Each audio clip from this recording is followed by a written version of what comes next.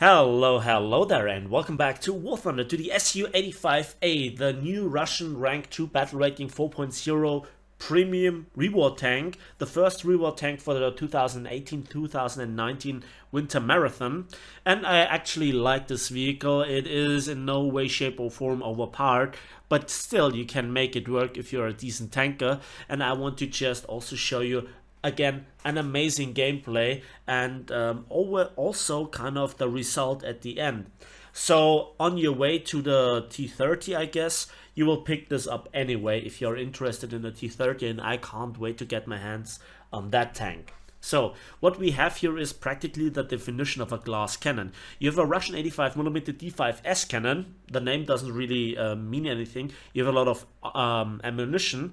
You have bad gun handling, narrow firing arcs, you're open topped, your armor is paper thin, your mobility is a tragedy by itself, except in a line straight forward you can actually reach 40 kilometers per hour, but you have no neutral steering. Your reverse gear is practically non-existent. So yeah, the tank is a glass cannon.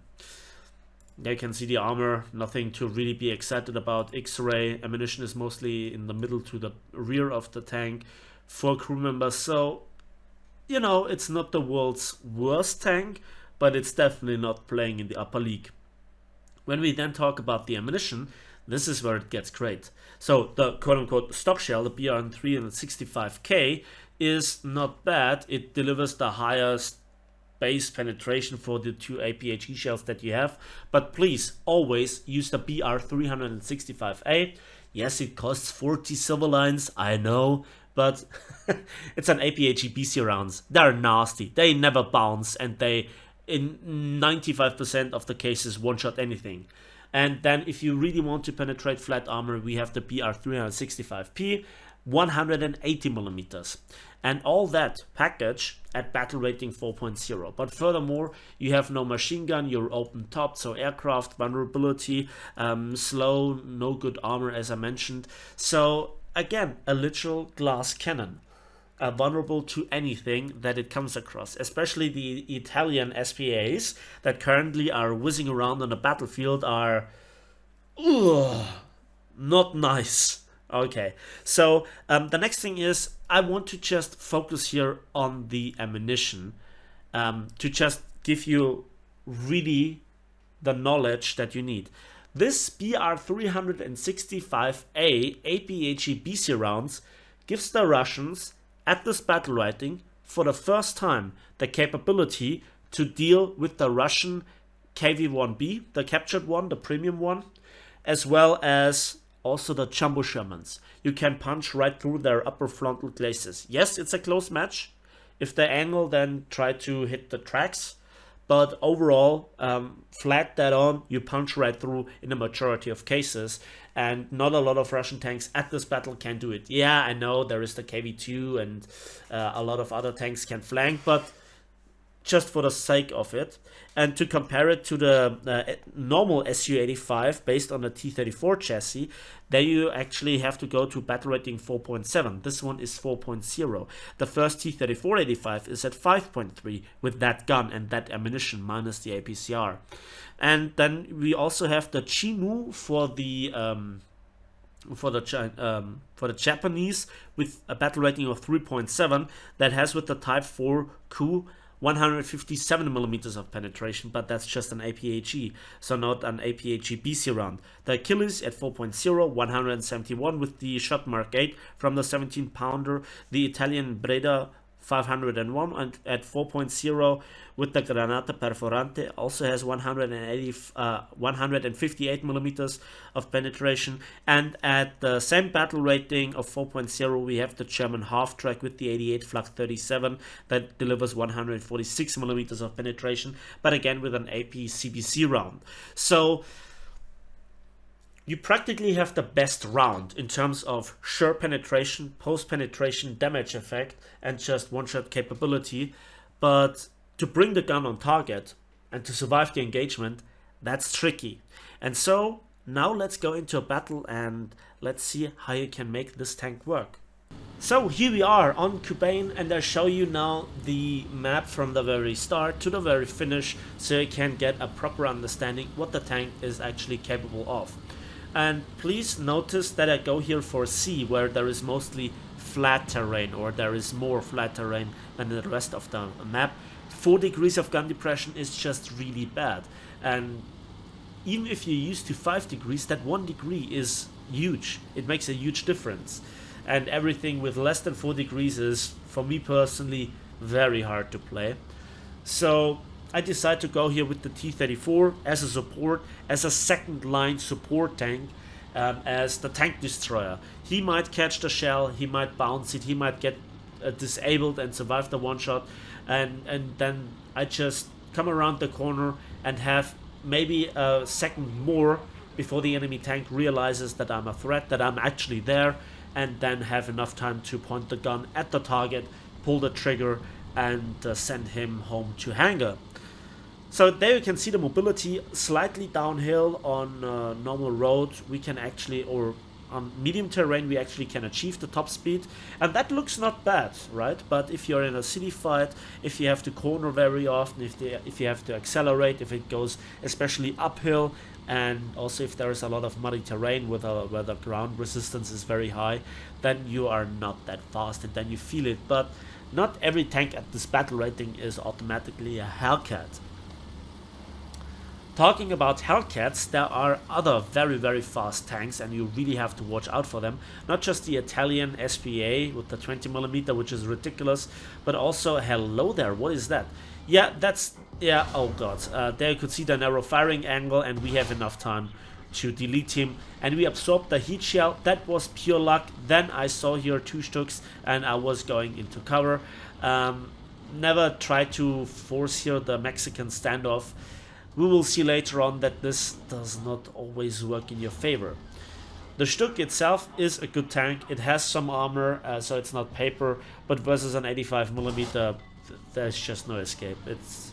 It plows through everything. Again, I have to mention here the APHE BC round that just rarely bounces. It just has other penetration mechanisms than, for example, APCBC round or a normal AP round, and you really feel the difference between the APHE and the APCBC. Especially again if you have to face the German KV-1B, the premium one, or the German Churchill, other tanks that have a lot of armor at this battle rating, where you usually have a problem with your standard Russian tank, except for some tank destroyers or for tanks with high battle rating. You now have enough penetration, but to get it on the target, that's really the difficult part. I didn't see the tank to the left. I was concentrating on the right because I was actually going for the second Stück, and their ammunition lost. That was pure luck. The game could have ended right there, and very often I'm just tunnel visioning. That's my fault, but I got away with it.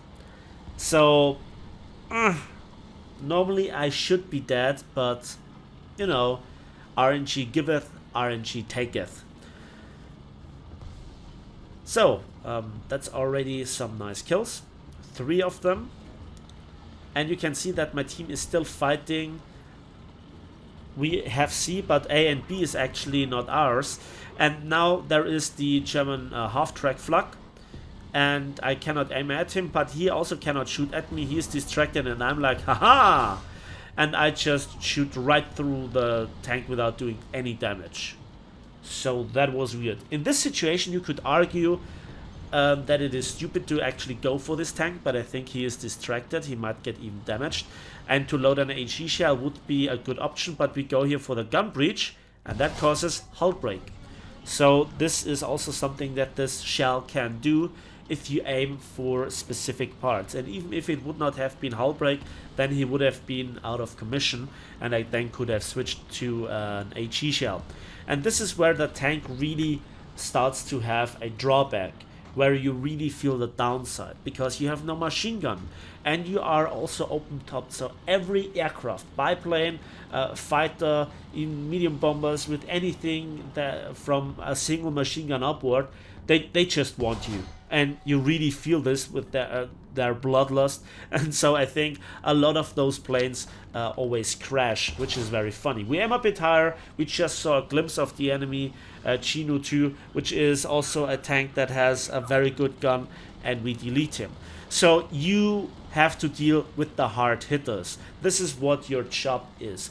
Remove the danger. It is not your job to flank widely, to go into the brawl, or to do anything like, you know, a KV-1 that can angle the armor and can try to resist the incoming fire, or the T-34 that goes for the flank, or the SPA milk trucks that just go for the cap in a suicide mission. So this is always something that you need to keep in mind. So now even C got contested by the enemy and actually captured, and we still had to fight around it.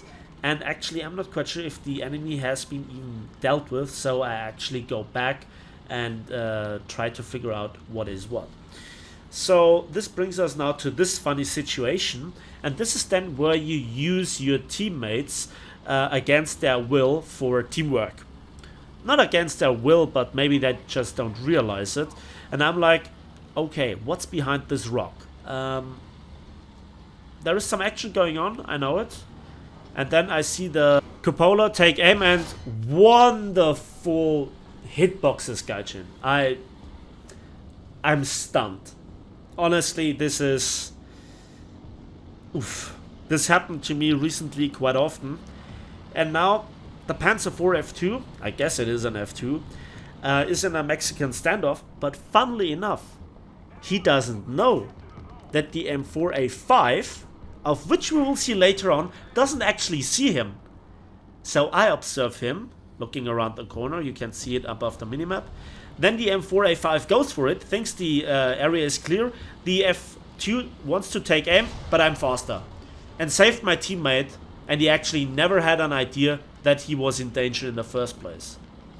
And he's and there he goes, and I'm like, okay. And then I see the half-track SPA again. Now, as I mentioned here, the armor on this tank does not withstand even the stock belt or the AP belt. It will just go right through, especially with the rate of fire and with the small gun breach at that distance. I'm like, nope. And I ping the map here, I communicate with my team, I write it in chat, and he actually acknowledges it. Then the Panzer III J got taken out by somebody else, and then he actually kills him. So he had probably the armor to deal with it, or significantly better armor, unlike me. My team actually has made a comeback, and we are now going for A. So, or we had it, and yeah, now we lost it. The enemy is actually capping, but but my team is all the way around it. And there I just saw the cupola. What I didn't know is, yeah, I had no chance of hitting it, but there you can see the glimpse. What I didn't know is that that was actually an already dead Panzer IV, where the turret popped off, and it was just a turret lying around. And I was like, okay. That was a waste of a shell, but you never know. Better safe than sorry. Here I think this is a good camping position. And now I think to myself, oh, that's not good. Oh, something happened. I need to get my gun down. So I actually point downwards, and then we are just a touch faster than the Marder, and he just doesn't have the reverse gear. There is nothing that he can do. I just have to reload and finish him off. And in the background there is another tank popping up. Now it's getting interesting. 8th kill already. When did that happen? So, oh, just missed him. Yeah, that was just being really nervous, getting that amount of kills in such a position. We wait, we wait, we wait. Does he actually go up? Come on, careful aim, and sayonara. Good job, good job. Panzer IV J. Probably one of the most heavily armored ones. Doesn't really matter against this gun, especially on the turret. And here we just wait. And now look at the minimap. C is ours, A is contested, and I look into this direction. And I can intercept here all the support from the enemy team or the reinforcements for the battle line. And maybe I can see somebody at far range as well. And somebody is behind me and actually covering the road to the enemy spawn. But he's not really spawn camping, but he's covering the road. Again, in this case, I think it's fair enough. We need to lock down these areas. Now, please notice here that this is a very tricky situation. If I miss that shot, that incoming shot, or I'm just distracted and look somewhere else and then the enemy takes aim, my reverse gear is way too slow and there is not enough cover. So this is a very risky situation and he was just not looking my way. Double ace. Nice. Just like that. Just like that. And so I was really excited at this moment. Even though this is low battle rating, you know, recently I made a lot of videos that were very popular about the top tier Italian tanks, which seem to be a bit controversial, yeah. But honestly, I think this is as important to show you what the tank is capable of. Don't go for a frontline situation. Try to stick with your teammates. Play in a team, have support, especially to have an SBA friend is a best kind of friend. Those planes really want to go for you once they get a glimpse of you. So also you might want to park under a tree in the shadows, ambush position. So you're not a pusher and you have to hope that your team doesn't die on you. So it is difficult to carry with this tank. Too many limitations. And then again, A gets captured with my team being around it. Yeah, I mark it here.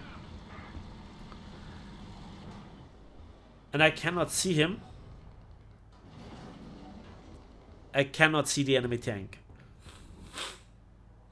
And I just wait. There is a Sherman in front of me. Again, if he dies, I know something will come around the corner, or if there is some battle noise going on, MGs and so forth. So I saw a glimpse of the enemy tank. And then it was too late. It's already over. Okay, my team also goes for A, and for a second this plane looked like a good target, but you know, it's just this reflex aiming at planes no matter what.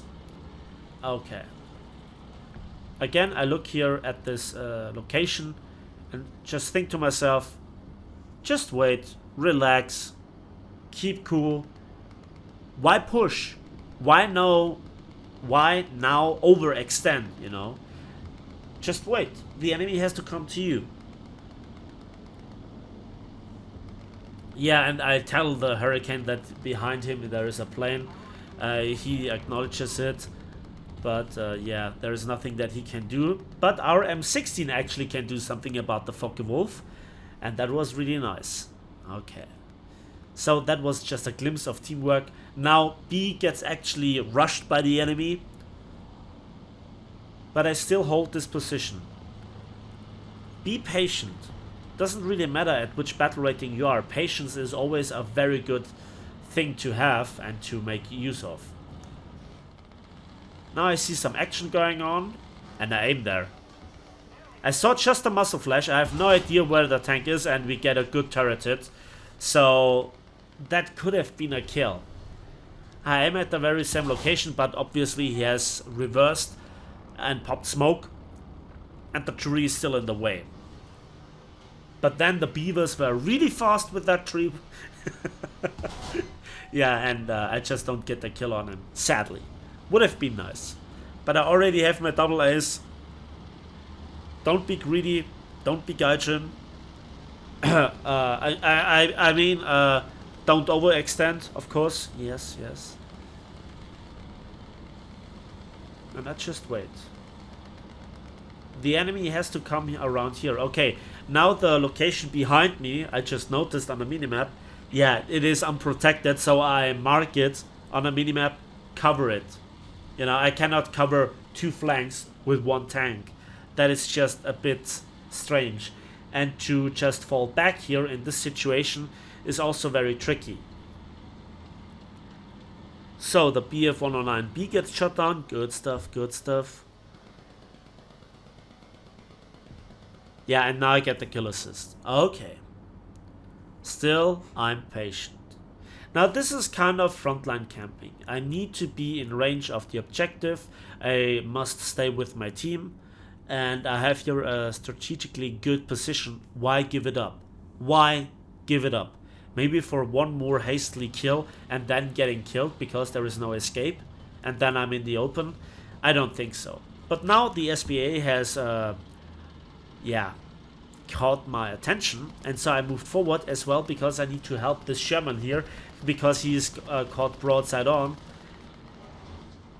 But the Soki actually kills him, so I think to myself, the Soki? Okay. That looked like different tracers. There I can see it. And there we have it. Okay. He's not aware of me. Look at how long it takes to get the gun on point. And I had all the time in the world to make here the center mass shot and just kill him. And that was my 11th kill. Okay, that's really nice. That's by far the best result that I had.